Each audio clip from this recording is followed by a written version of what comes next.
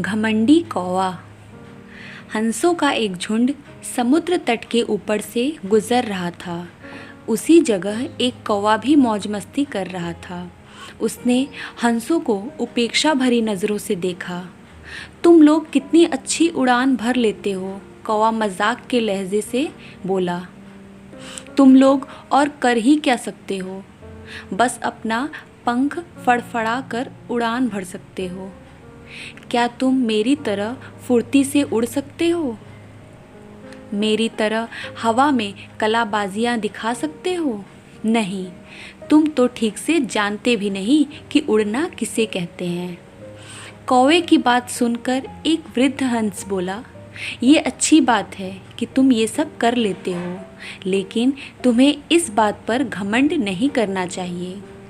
मैं घमंड वमंड नहीं जानता।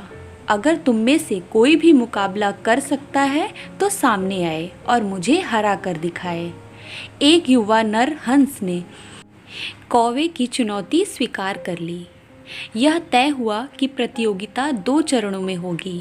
पहले चरण में कौवा अपने करतब दिखाएगा और हंस को भी वही करके दिखाना होगा, और दूसरे चरण में कौवे को हंस के करतब दोहराने होंगे।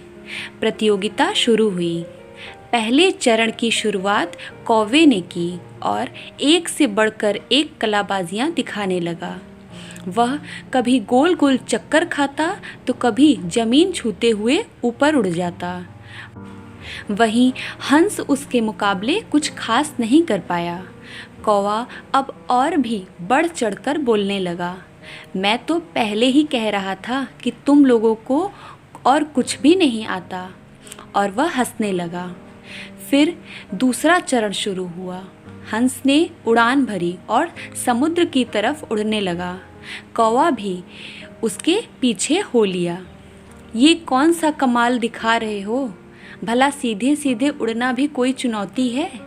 सच में तुम मूर्ख हो, कौवा बोला। पर हंस ने कोई जवाब नहीं दिया और चुपचाप उड़ता रहा। धीरे धीरे वे ज़मीन से बहुत दूर होते गए और कौवे का बड़बड़ाना भी कम हो गया और कुछ देर में बिल्कुल ही बंद हो गया।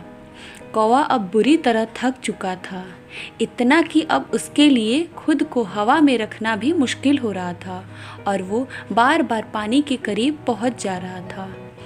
हंस कौवे की स्थिति समझ रहा था, पर उसने अनजान बनते हुए कहा, तुम बार बार पानी क्यों छू रहे हो? क्या ये भी तुम्हारा कोई कर्तव्य है? नहीं, कौवा बोला, मुझे माफ़ कर दो, मैं अब बिल्कुल थक चुका हूँ और यदि तुमने मेरी मदद नहीं की तो मैं यहीं दम तोड़ दूँगा। मुझे बचा लो, मैं कभी घमंड नहीं दिखाऊंगा। हंस को कौवे पर दया आ गई। उसने सोचा कि चलो, कौवा सबक तो सीख ही चुका है, अब उसकी जान बचाना ही ठीक होगा। और वह कौवे को अपनी पीठ पर बैठाकर वापस तट की ओर उड़ चला। दोस्तों, हमें इस बात को समझना चाहिए कि भले हमें पता ना हो, पर हर किसी में कुछ न कुछ काबिलियत होती है जो उसे विशेष बनाती है। और भले ही हमारे अंदर हज़ारों अच्छाइयाँ हो, पर यदि हम उस पे घमंड करते हैं तो देर सवेर हमें भी कौवे की तरह शर्मिंदा होना पड़ता है। एक पुरानी कहावत भी है, घमंडी का सर हमेशा नीचे होता है। इसलिए ध्यान रखिए कि कहीं जाने अनजाने में आप भी कौवे वाली गलती तो नहीं कर रहे हैं। धन्यवाद।